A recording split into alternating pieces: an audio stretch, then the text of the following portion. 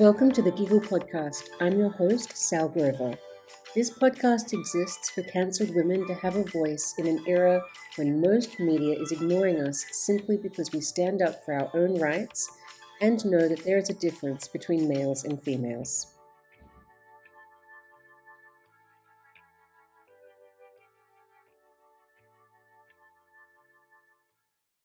Okay, I am so excited to talk to you because you're basically like my Australian court buddy. You're like one of the only other ones who really understands what it's like. So tell everybody just basically what your situation has been and is. Well, to be honest, I decided I want to put in for an exemption to hold a lesbian event.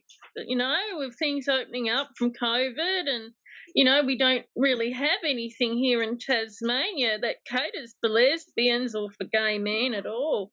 It's all mixed events. We'll put in this lump of soup and we're all called queers. Well, I'm definitely not a queer person. So, I thought I'd put into it for an exemption to hold a lesbian event, and then if I was successful in getting that, I was going to put in to hold gay male events as well. As I've got access to the back room, with my mum and brother's business that they have, and I thought it would be, well received by gays and lesbians alike, but unfortunately, Sarah said no. So basically, it was at Tasmanian Human Rights Council, Commission, or Tasmanian Anti-Discrimination Commissioner said no because my exemptions seek to go further. In other words, that I want to go look down other people's underpants. That's what they claim. They claim that. So basically, they said no to you having an exemption of basically excluding males from a lesbian-only event. And then females from a male-only event. Is that correct? Like it was both? No. It's just a female event. Okay, so they said no to excluding males from a female-only event, and then their claim is that to know if they were female-only, you'd have to look down people's underwear. Their pants, yeah. And that's what it was pretty much about. And apparently lesbians can now have penises and prostate glands in Tasmania, Everything's been conflated here. Sex is not a protected attribute. That's what the commissioner said, her words. And everything's based upon gender woo down in Tasmania. Like they don't even know what same-sex attraction is. We're not even in the Anti-Discrimination Act as being same-sex attracted. There's no definition of what a homosexual, heterosexual, bisexual person is. It's all based upon a gender identity or a gender, which can mean absolutely anything and everything under the sun. Okay, so what's interesting about that is that, so I'll go a bit into my situation. Then we had the gender identity discrimination claim against us, and then he filed in federal court and we would go to federal court with it. And one of the things with that, looking at the law and everything, what was interesting federally is, and I didn't realize this, is that in the Sex Discrimination Act, apparently federally, gender identity and sexual orientation discrimination have been lumped together. So if you challenge gender identity under federal law, you're also basically, if you want to have that removed, you're also going to remove the protections of sexual orientation, because these essentially geniuses, but just evil geniuses, put them together. And so that was one of the things that when we were having to starting to put the case together and everything, that we would have to, because we wanted to get the gender identity, challenge the gender identity clause and basically have it removed as it should be from the Sex Discrimination Act, because it shouldn't be there. But then we'd also actually be taking away the protections of sexual orientation, which is obviously something I would never want to do. But at the same time, it needs to be separated from gender identity. Sexual orientation and gender identity have absolutely nothing to do with each other. Exactly, and they've been conflated within Australian law and Tasmanian law and legislation. It's utterly ridiculous because LGB is solely about same-sex attraction. This is the thing. Like, I don't even kind of understand how, a few years ago, however long ago it was, how that people in charge of LGB organizations even allowed gender identity to come into it at all. Because how come they didn't, everyone go, hang on, this is actually against our rights? Why did they let it become like the LGBTQ, all of it? I mean, Because it's been taken over by a group of activists that want to be all inclusive. They don't want to look at what the bigger picture is with this. They want to mix everything up, and it's starting to turn into a 1984 George Orwell book. do they not understand It's that they quite horrifying. That we fought for marriage equality on the basis of same-sex attraction in Australia and Australia wide, and we got that. We won that, which was great. But now in 2022, it's now transphobic to say you're a homosexual or same-sex attracted. It's utterly ridiculous, and it these activists that are doing all the harm to just mainstream gays and lesbians are pushing their political agenda. They're ramping it through, and they're turning into what they despise themselves. It's gone full circle. Do they not realize that they have actually, in this concept of being inclusive, have just welcomed straight people into the gay rights movement and made them the most powerful? I'm sure that they're well aware of it, Sal. I'm 100% sure. Like, when we had the queer events, they call them queer events, and a lot of the young lesbians, same-sex attracted women don't want to go to these events because it's a breeding ground for heterosexual men. Oh my Heterosexual God. men with special feelings and identities, mind you, and they don't even want to think about that. And gay men, they're not interested in lesbians or women. They want to be with the boys, And fair enough. Like, that's what I'm all like. When some men will come after me going like, because I'm all for female only spaces, and they're like, what about men only spaces? I'm like, have them. For all I care, stay in them. Like, just I'm not against all Equality Tasmania has to say to me is trans women are women, and I turn around and say, well, there's nothing female about having a 9-inch dick between your legs, forcing yourself into female spaces. Like, it's just disgusting. That we don't have a proper definition of what a woman is and what a man is, and they're conflating this. So basically, in Tasmania, and I know this is in other states in Australia, in Tasmania, basically the government says that you have to believe trans women are women. Well, pretty much. It's all self-ID here. They passed the self-ID here a few years ago, and it's conflated everything. They've really made a mess.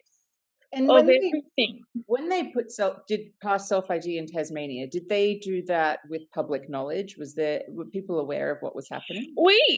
The 90% of Tasmanians were dead against it. Over 90%. And they still rammed it through, and it was done by Labor, the Greens, and Sue Hickey, who was an apparent Liberal member but isn't anymore. She's been kicked out and removed and lost her seat, thank God for that, because the Liberal Party were opposed to self-ID. One of the things that makes me so sad about this is that the lengths that LGBT people, especially LG people, were put through to get same-sex marriage passed here, like the plebiscite. It was just years upon years of campaigning, and it was put through, a nationwide vote. It was like, oh, we've got to make sure everyone agrees with this. But then self-ID and all this bullshit just has been rammed through, whether we like it or not. Exactly. And in Tasmania, there were no community consultations, proper community consultations.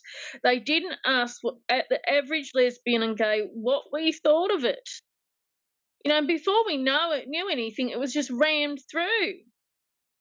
So, I mean, and to me, that's the most sort of male entitlement you can have. That to me proves where it's coming from, because basically we all know that if you're going to look at society in that sort of power structure, it is heterosexual males who have the most power.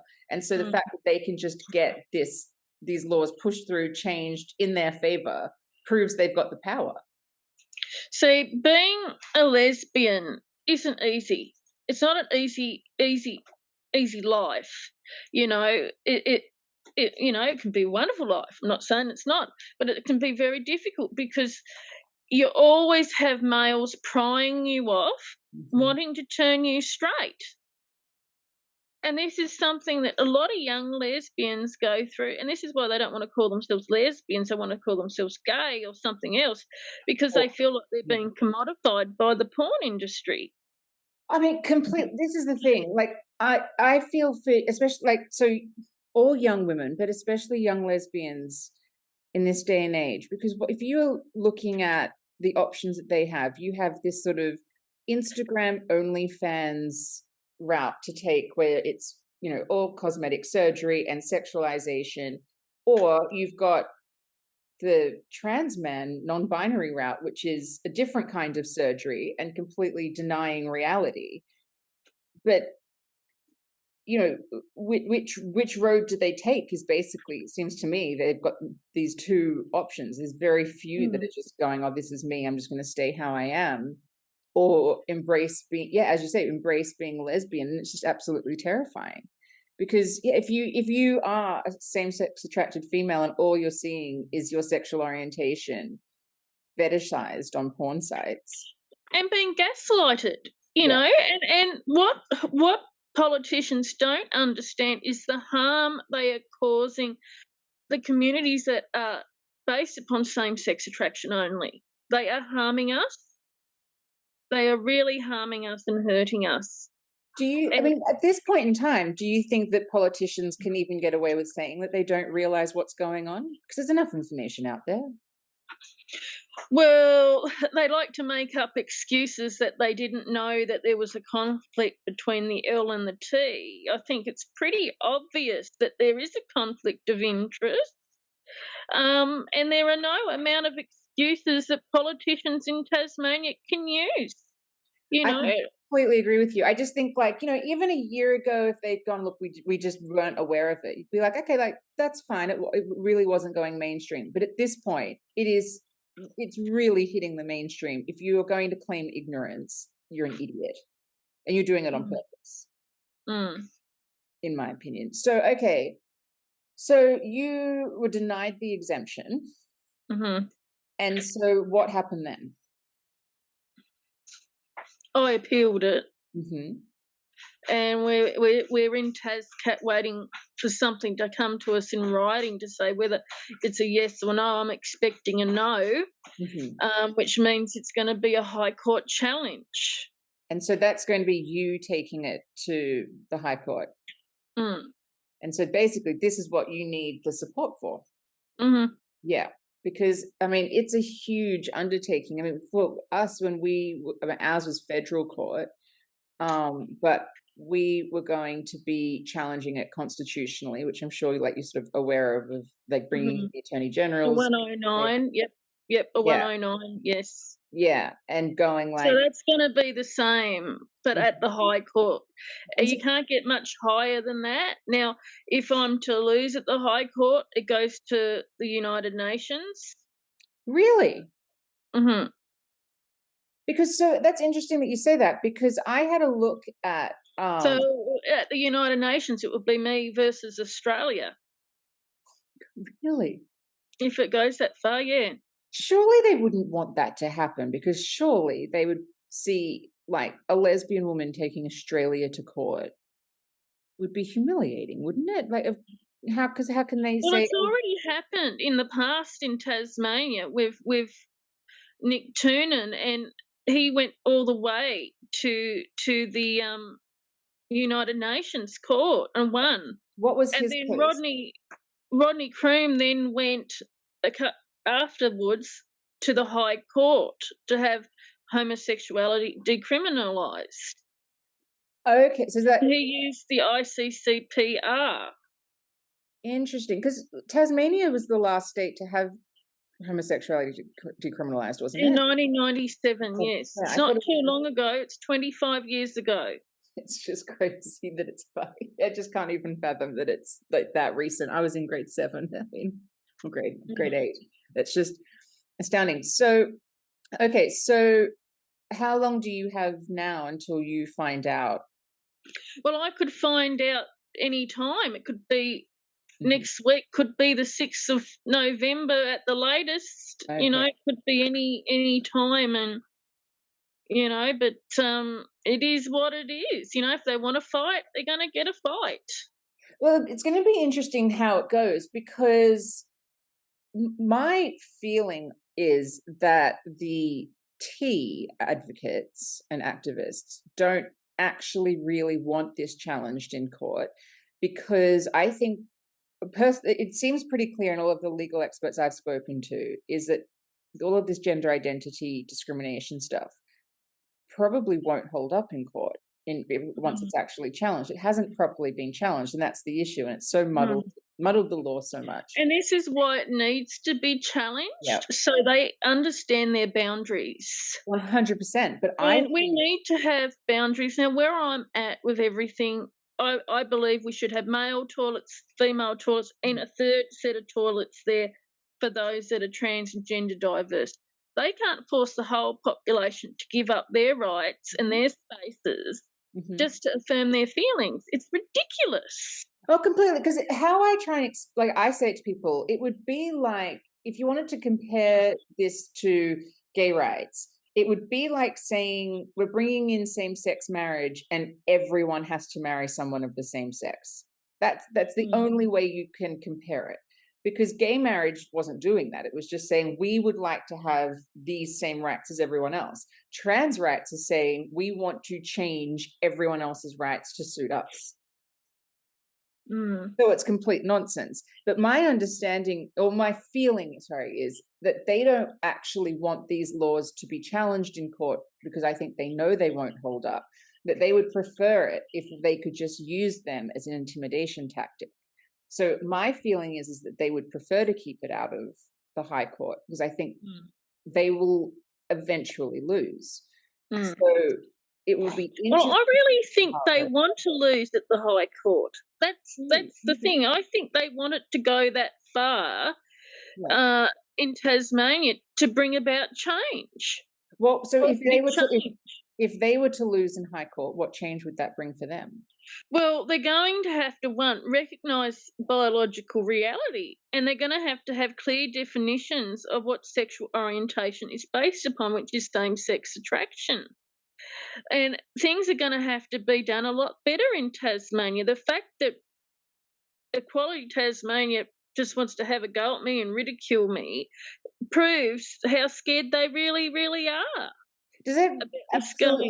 Does it blow your mind that Equality Tasmania ridicules you, a lesbian woman?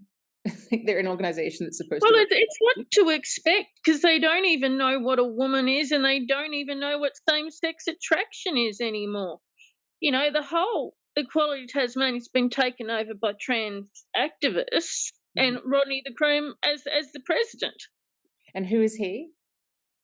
He's the so-called saviour of Tasmania, of gays and lesbians. But I've spoken to a lot of gays and they don't speak much highly of Rodney.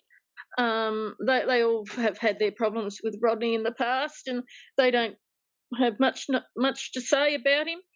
But he does everything to stay relevant to the time. It's... I think you're right there. I think that there's a lot of LGBT activists who worked so hard for so many years to get, say, like equal rights, and then finally gay marriage, and now... No, I'm not going to take away all the hard work Rodney did. I'm not But going to now he sit has to there stay and say, relevant. Rodney, you've done the wrong thing by everybody. That's not what I'm here about. I'm here to say, Rodney, understand this. You're a gay man. I'm a lesbian. We're same-sex attracted. We're not interested in transgender, Rodney. We want our own spaces. Mm-hmm. This isn't about hate. This is about respect and boundaries. And if you don't understand this, Rodney, then maybe this needs to go to the High Court. And maybe you shouldn't be representing LGBT people. Exactly. And I'm going to probably sit down and talk to him one day about it and say, look, as a lesbian, Rodney, you don't speak for me, and you haven't spoken for me for a very long time. Yeah.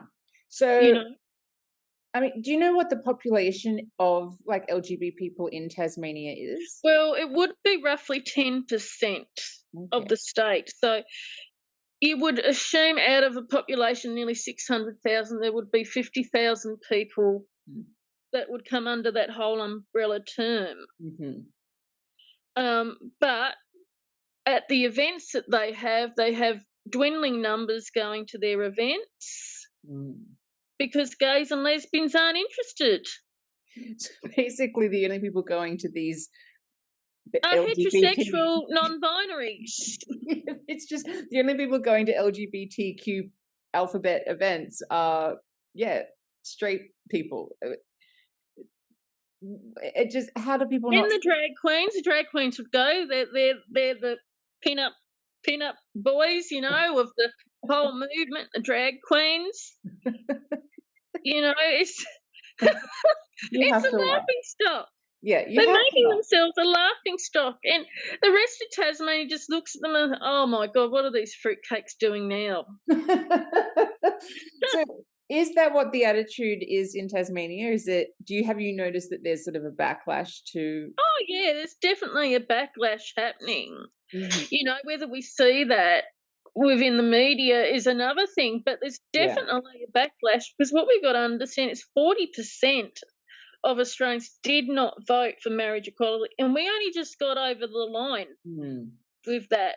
So people need to understand that 40% didn't vote in support of marriage equality. You can have all the laws under the sun, and it doesn't give you acceptance. Yeah. And this is what Rodney and the activists don't understand. They can have all the polished up laws they like, but at the end of the day, it's not going to give you acceptance. You cannot get acceptance from forcing yourself. No. And this is what Rodney, as an activist, doesn't understand. And I would have thought a man of his age and calibre would understand this, but obviously Equality Tasmania doesn't understand this. Is Tasmania a conservative state overall? In a lot of parts, yes. We've got a Liberal government. Which, to anyone from a different country listening, a Liberal government is Australia's conservative government, just to confuse it all. Labor is our Liberal left government. Because, I'm in Queensland, and so I'm on... Well, you go to areas such as Braddon and Bass and Lyons, they're very, very strong conservative-based voters there. Even there's a lot of Labor voters that are very family-orientated and conservative values. And this is the problem the Labor Party is having, that they're upsetting a lot of their electorate with all of their so-called policies, and their vote count has gone down. Because they've gone too far to the left, and their electorate doesn't like it. Where they used to get 3 Labor MPs in, they're only getting 1 or 2. Interesting.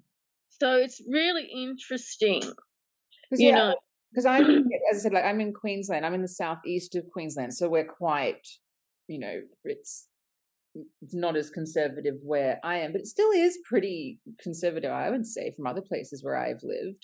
But Queensland overall is quite a conservative state, as opposed to New South Wales, or Sydney, Melbourne, and especially Victoria in a whole. And in Queensland, they're just trying to bring in self-ID here.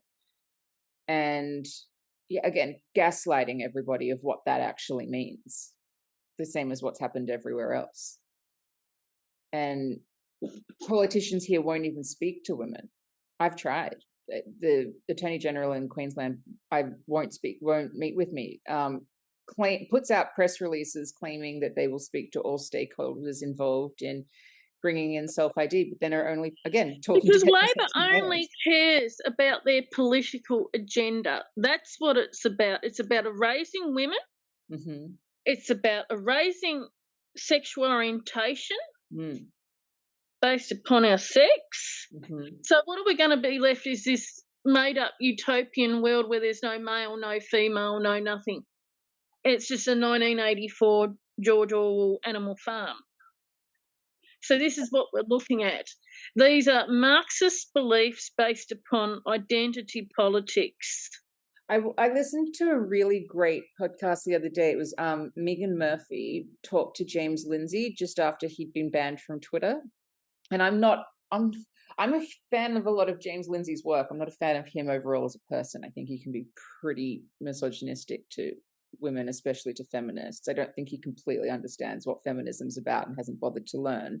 But I recommend everybody listen to it because he actually does a really great breakdown of the Marxist element of this, of what it actually means. Because you sort of hear these words thrown around. I'm like, I don't actually know what they're talking about.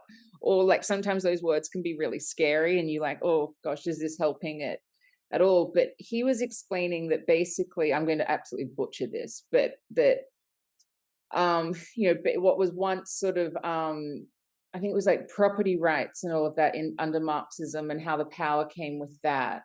It's now identity politics is how you can look at it. It's the same. And so basically this power structure based on your identity is the currency in which everyone's using. But the great irony of it is that it's actually still just heterosexual men who have the power. It's just they claim a different identity with it, but nothing's changing and everything's changing at the same time. And women, and especially lesbian women, are completely screwed. Oh, hang on, you're muted. The funny part about all of this, Sal, is that the Labor Party likes to come across as this party for women. Mm-hmm. We are the party for women. Well, I've got news to tell you. Actually, they are not the party for women. They are just as bad. And the fact that they don't understand what a woman is, they don't have a definition of a woman, proves they are not the party for women. They are a party for men. I completely agree with you. Do you think, though, that the women in Labor and also, like, I'll say independents as well, or like all of the women in the independent parties, do you think they actually believe this stuff? Or do you think they're just scared to speak out about it because they see what happens? I think they're just scared. I think they all know what a woman is, and I'm sure my local Labor MP, Michelle O'Byrne, I'm sure she knows deep down what a woman is and what a lesbian is and what same-sex attraction is. But they've entrenched themselves so deep into this toxic ideology, they can't find a way out. I completely agree with you because my thoughts were, say, in the last federal election that we just had earlier this year, where they used, like, obviously Kath Deves sort of unintentionally brought all of this to the forefront and put it sort of in the media. No other woman candidate would comment about it, because of course you wouldn't, because you were seeing what was happening to her. If you came out and said, yeah, I think a woman is an adult human female, you'd be absolutely roasted and potentially lose your job. So they're just being scared into silence. And so that's what I'm kind of, I find it hard to navigate, because I don't want to join in attacking these women, because I'm like, there's every chance you're actually on our side and you're just scared. And I have a lot of human empathy for that. But then at the same time, I'm like, you have an obligation to. What we have to understand about the Labor Party, they don't allow freedom of speech.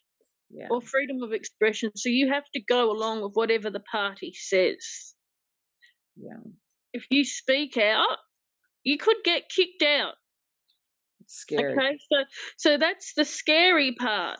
You could be ending your career for speaking out as a woman. So, you know, I know a number of Labor people that are on my side, but they're too scared to speak out.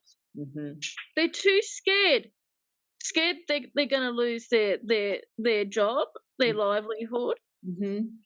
Scared of getting ridiculed by activists and getting death threats and God knows what else, like J.K. Rowling. You know, there are a lot of Labor politicians that are on our side.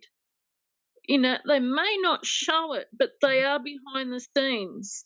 That's my thoughts. I completely agree with you. And it's one of my things is I'm like hoping that they will realize soon that if they actually all just spoke up together, they would be safer. Well, I hope to one day see that in Tasmania with the Labor Party here. I hope and pray one day that they will change and that they will come back to common sense. Do you think it's going to happen? I don't know, but I hope and I pray that they will. Yeah, I mean, because I just think that, because sometimes I go like, okay, well, what's it going to take to end all of this? And first of all, like, there's the social element of it that it won't be cool anymore.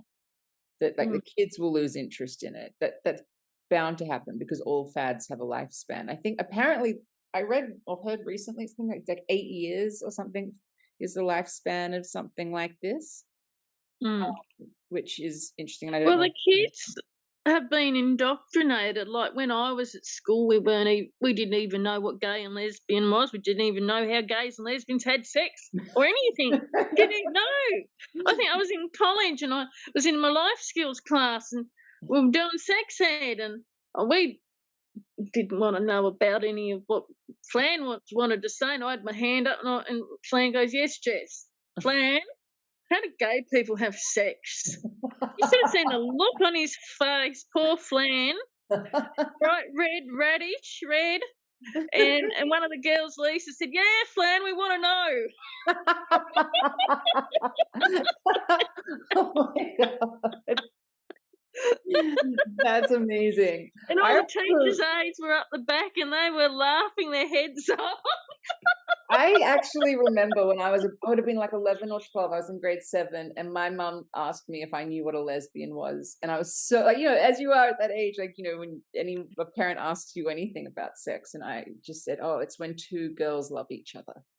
I don't think I spent a lot of time thinking about what actually happens. But I didn't spend a lot of time thinking about what happens in heterosexual couples either. I mean, which is, I just didn't think about that stuff when I was that age. So I can't even fathom like young girls these days being taught how to have anal sex, or these young lesbians being taught how to have lesbian sex with a penis. Lesbian sex can cause pregnancy. Conversion therapy at the end of the day. It is all conversion therapy, but it's state sanctioned. Sanctioned by the state to force young same-sex attracted girls and women to conform to a heteronormative behaviour. Do you think, or to try and mimic a heteronormative behaviour? And this is something that a lot of lesbians in Tasmania have spoken about over the years, that there is so much pressure put on us to conform to a heteronormativity. And it's the same as with gay men. The gay men just get along with it, but it's hard for women and for lesbians that are same-sex attracted. We have so much pressure put on us, and there's so much pressure with us. The people say, "Oh, which one's the boy and which one's the girl?" We get asked. Why should it matter? I mean, I can't even fathom. I've never asked that or thought that, but I know that happens, and I just think like it's a lesbian relationship. But why would you even think that? They're both female. There is no boy. That's the whole point. So yeah, I mean, but one of my things is I get really sad when it's sort of like prominent like say lesbian women in Australia, like say the one I'm thinking of is Magna Sabansky, who was so vocal during, same-sex marriage and fantastic, but then now is all for like the tea as well, and will have like these women will have I really don't understand these women. I really don't understand Magda. Mm-hmm. I think Magda's great. Yeah, I think, same. I loved Magda when she played Sharon Suspensky on Kath and Kim. I absolutely loved her. I knew she was a lesbian well before she knew it herself. The same as I knew about Ian Thorpe well before he knew it himself. It was just plain out obvious. They just stood out. And the gaydar was working and it was going ding, ding, ding, ding, ding. They're one of my kind. Yes, they are. I mean, again, obviously, I just can't fathom that the likes of like Magda have suddenly gone, oh yeah, there's no such thing as biological sex. This is irrelevant, or that they've been harboring these. Well, what I want to say to Magda, if this is what she thinks, that sex doesn't exist. Well, if sex doesn't exist, Magda, well, that means same-sex attraction doesn't exist, and that means opposite-sex attraction doesn't exist neither. So Exactly. you're going to deny millions of years of human evolution between a male and a female just to affirm somebody else's feelings and identity, made-up identities. Basically, because they're denying this because men with a fetish want them to. That's it. It's not even like men. I just don't understand why we're seeing these strong same-sex attracted lesbian women like Magda, Dr. Karen Phelps, Penny Wong, Nicole Pratt. I don't understand why they're doing this to their own communities, throwing us down a rainbow bus. And this rainbow bus no longer represents mainstream gays and lesbians, and they're forcing their political ideologies onto the rest of it. I don't understand why this is happening. Like, I haven't been able to get my head around it, and I'm like, but these women were strong women, and they fought for marriage equality. They stood up and they fought so hard, and now they're throwing us under the bus, and they're turning this into something going full circle when they're the ones behind homophobia going up. They're the ones behind transphobia going up for those that are transsexual. We're the ones that have to live with this. I completely agree, because if all of the like sort of notable Australian women and lesbians actually spoke up about this, we could how quickly we could solve this problem. How much where's Christine Forster, Tony Abbott's sister? Why aren't these women standing up protecting me? And I've got autism. Yeah. I've got Asperger's syndrome. Mm-hmm. It's hard enough. Yeah.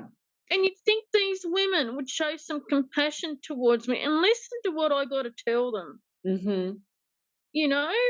About what's happened to me in my life. But it's all about this big agenda where a man can be a woman and a woman can be a man, and sexual orientation is now based upon a gender identity and not same-sex attraction. When you were a kid, do you think you would have been susceptible to gender ideology? My bloody word, I would have. Really? I can remember in high school when I realised that I liked other girls and I didn't understand why, and I realised that girls were liking boys and it wasn't happening for me, and I like girls, and I thought, well, maybe I need to become a boy so I can like girls. You had that thought? Mm-hmm. So in a sense, that thought came to you, it was actually kind of a homophobic thought. Oh, yeah, because I thought two girls weren't allowed to like one another, or two boys weren't allowed to like one another, and I thought that maybe I need to change me so I can like girls. If girls only like boys, well, maybe I need to become a boy too later on. How long did that thought stay with you?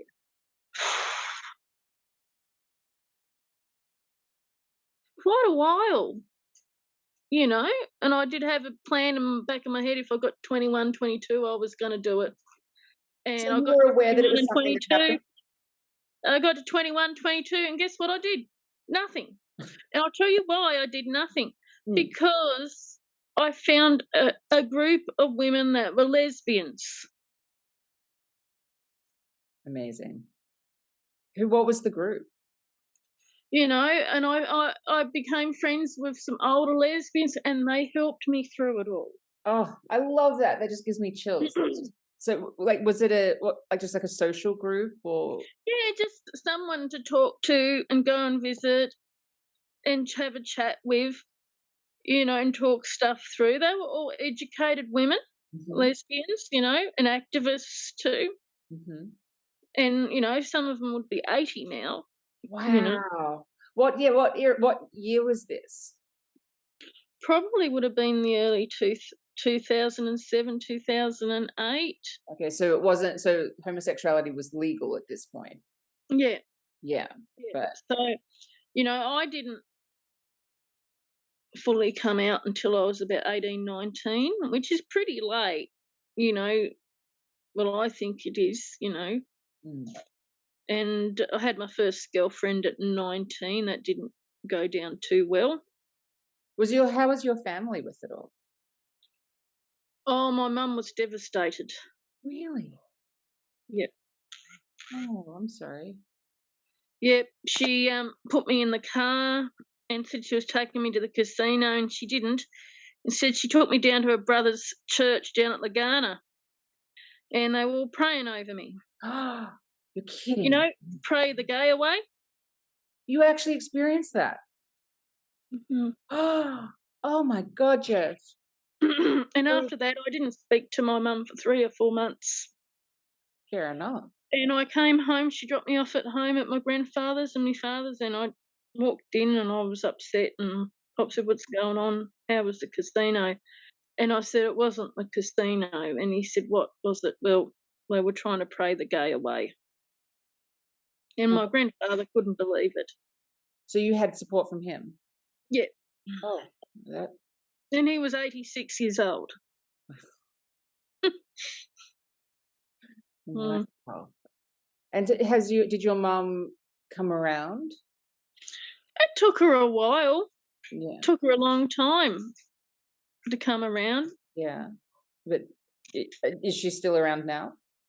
Yeah. Yeah. And it's all good now? Yeah, all good now. And she understands how hard it's been. And, you know, I'm sure she regrets what she did. You know, that's something she's got to live with, and that she really hurt me. And so what does she think about what you're doing now, like what you're fighting for? Oh, yeah, she's 100% supportive. In fact, she's so proud of me. I love that. Good. And so you were saying, is it your parents that have a business where you could have held these events? My mum and my brother, they're business partners, you could say. You know, and my mum and brother said, "Look, if I was to get the exemptions, if I want to have the events, that I could use the back room at any time."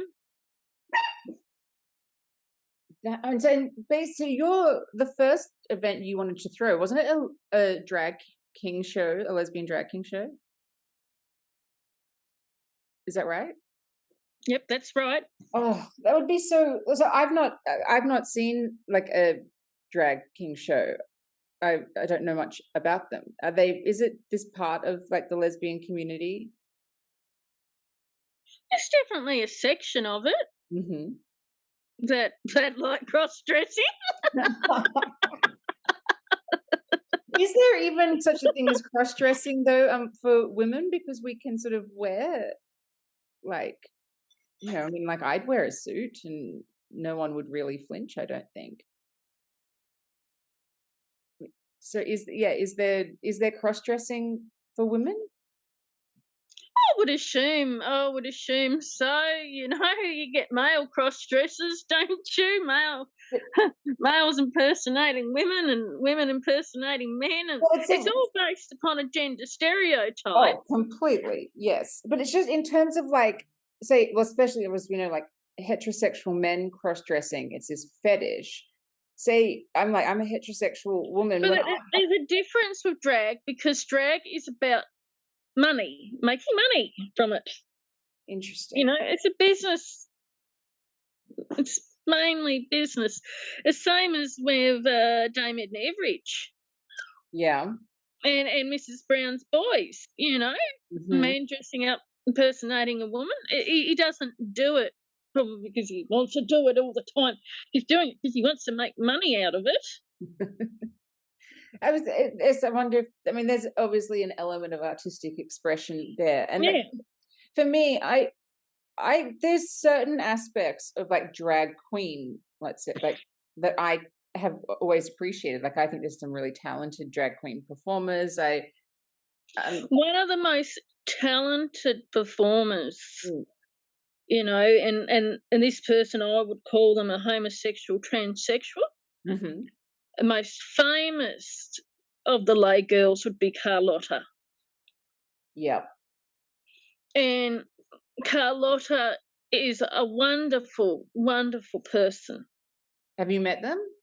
No, I haven't. I've only heard from different ones that how wonderful Carlotta, and I have seen the performances online. Yeah. And I've heard about the performances, when Carlotta would come down here with lay girls. And Carlotta is an amazing individual. Mm-hmm. I have nothing against the transsexual community, nothing against them, and I think that they should be allowed to live their lives the way that they should. But we're seeing a group of activists, transgender activists, now attacking the transsexual community. Yes. And this is very dangerous, and self-ID is so dangerous to women, to homosexuals, and towards transsexuals. I completely agree, because for me, I didn't know up until 2020 of what was going on with all of this stuff.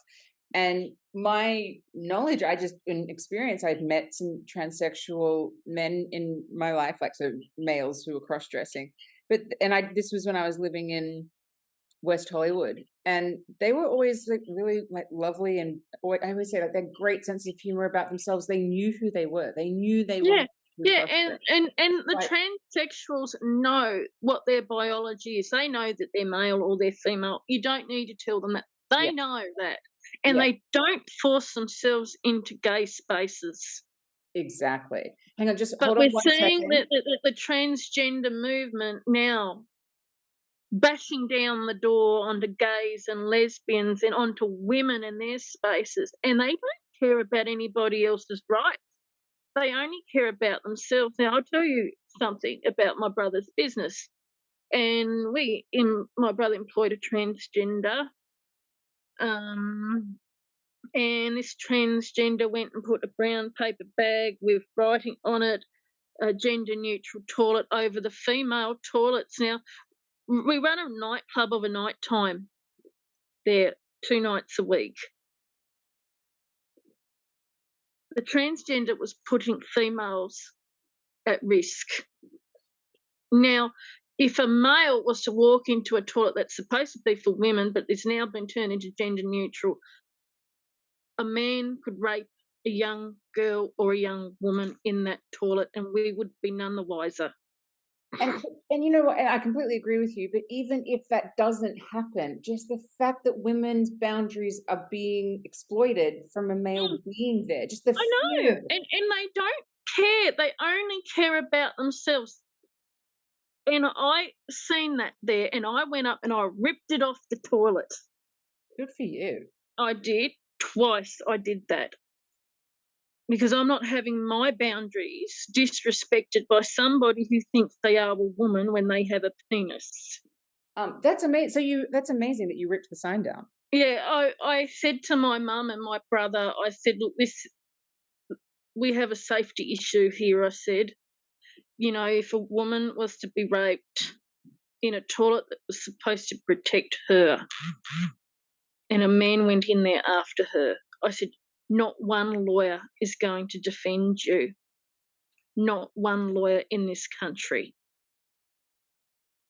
And that's what I said to my brother. And you're going to be held responsible because you're the licensee. And we have signed laws under the ICCPR and CEDAW to protect the sex-based rights of women and girls based upon their biology. You're going to put women at risk. And I told my brother this repetitively, that you have to put the safety of women and girls first, and he understands that. My mum understands that, that if something was to happen, we would be liable. Understood it. Which, to be fair, I think the majority of people do understand it. It's just, as we've been saying, it's this utter fear. But I just think, I go back to when I was first piqued and, introduced to all this, and then I piqued very, very quickly. And one of the first things I saw that piqued me was the coercion of lesbians. I was like, this can't. Oh, yeah. I was piqued by when they booted Ariel Scasella out of Mardi Gras. That really did it to me. And the fact that I've got my own cotton ceiling story, Really? Yeah, I was on a lesbian Facebook group, a Tasmanian one. It was called Tassie Lesbians.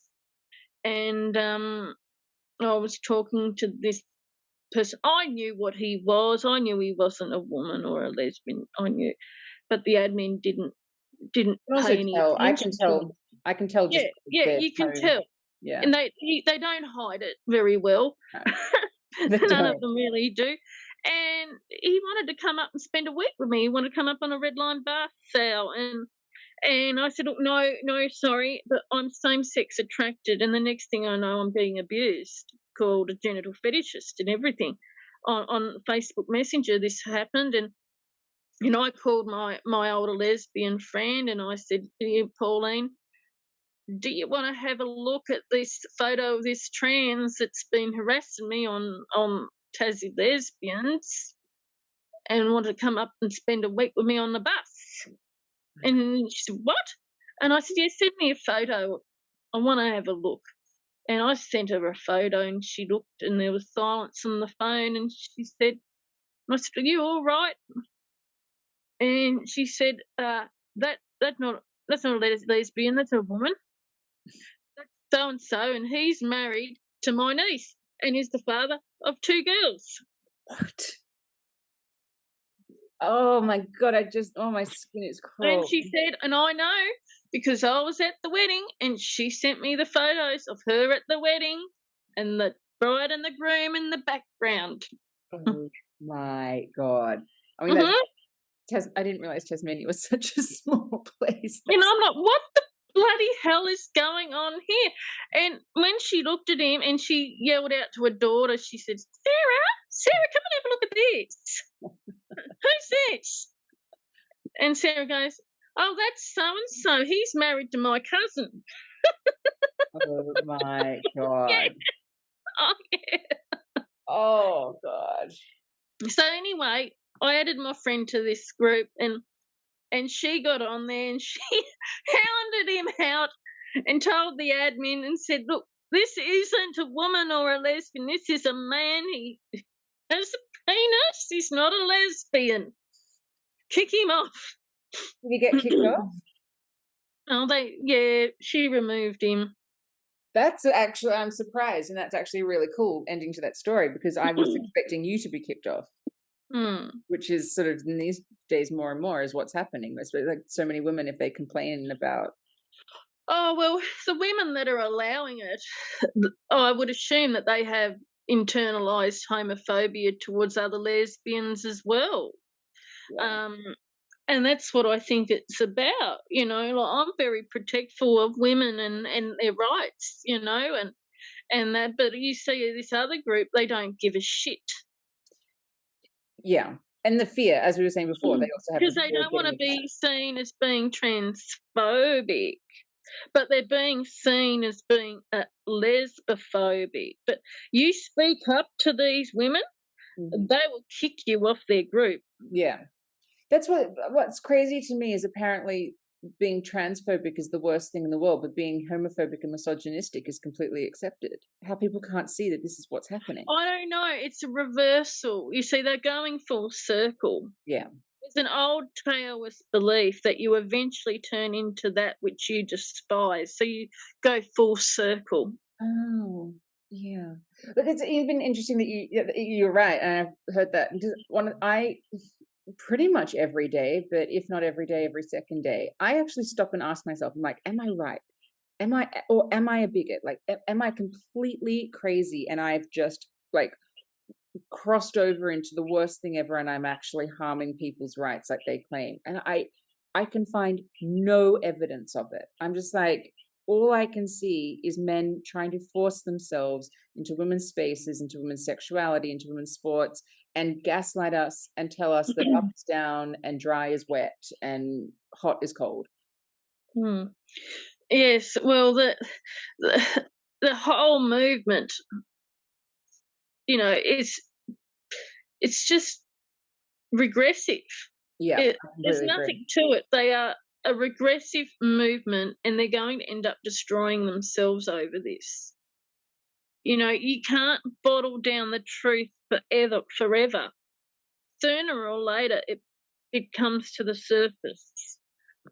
So what is your plan next? So you're waiting to find out about the exemption appeal. Mm-hmm. And then, so if that doesn't happen, then it's to the High Court, basically. Yep. So, which means I need to fundraise a lot of money and run. And this, it's so daunting, I know. But this is the thing of what we need. But it's also so stressful, and people don't understand the stress that this all has on me and on my body. I thank God that I'm 34, 35 almost. I'm still relatively a young woman and I can take this on, but God help if it was an older woman, I don't think she'd be able to handle it, the stress. Yeah. I know what the stress is like. I mean, I dealt with it for 6-7 months, whatever it was, and it's still ongoing, to be honest. Like I still just sometimes just stop and think of like, hang on, I had a Australian human rights complaint against me, and the Australian Human Rights Commission upheld it. And it was only because I want a female-only space, and it was a male trying to and then what he does, he folds like a pack of cards on you at the last minute. It's like, what's going on here? Yeah, I'm like, I don't trust any of them, so I'm so reluctant to get excited still. I'm just like, I'm constantly holding my breath over it. Because I'm like, what are you going to do next? So, and hopefully nothing. Hopefully they've just sort of gone away. Well, they need to have their own groups and their own spaces just for them. Not for anybody else. Yeah. They need to have their own toilets, their own change rooms, their own spaces just for them. They are not the opposite sex, and this is what the governments of the world need to understand. You cannot change your biological sex. Yep. I've not met anybody that can change their DNA. Yep. And this is the fact. If they want to be transgender, good for them. But at what point do I have to participate in their bullshit? Completely agree with you. That is completely my stance on it, and that was my stance on it legally as well, because I was just like, okay, if you're going to have a gender identity, that's fine. I'm not going to discriminate against you per se of having a gender identity, but in this context, why do I have to believe it? Because I don't because my thing is I didn't discriminate against this person's gender identity. I actually discriminated against their sex, which I'm legally allowed to do. I saw a male person can't come into a female. Exactly. And I don't care about the gender identity. The problem is they can identify whatever way they like. They can change their identity in Tasmania every 12 months. That's what they're trying to bring into Australia. I mean, every 12 months they can change it in Tasmania, their birth certificate. They can change it every 12 months. They can go back and forth as many times as they like. And every 12 months, they're allowed to change it. Are people actually changing it every 12 months? How is that even I don't know, but you're allowed to, apparently. Nonsense. Under the birth certificate laws here that they passed. And, you can go change it and you get the M marker or the F marker or whatever marker you want there. They'll put it there just to make you happy. Yeah, well, the individual who went after me, see, he has changed his birth certificate to be female, so he kept going on about how he's legally female, and I was just like I know what it means in terms of you can be legally female, but it's like you're not. but you're not biologically female, and there is a difference. And the fact that they haven't figured this out, they are just as much male as they were when they were born, and they're going to be just as much male when they leave this world, if not more. Completely. I would say, it's a thing, and all they're doing is conforming to what they think is a gender stereotype. Yeah. That's what it is. A feminine stereotype. You want to wear a dress, that's fine. You want to wear makeup, that's fine. Yeah. You want to do girly stuff as a man, that's fine. You do that. But that is a stereotype. A gender stereotype. They're putting a label on themselves, and they don't understand that they're bringing back labels for themselves. Oh, so next week's episode of SBS Insight is the gender spectrum episode, and I'm on it. And I mean, there's no point of me being on it. I don't even know why they wanted me there. Because they didn't really let me speak at all. And the whole episode, they're talking about gender, but they're saying male and female. And afterwards, I messaged the producer and I said, your premise is wrong. Male and female aren't a gender.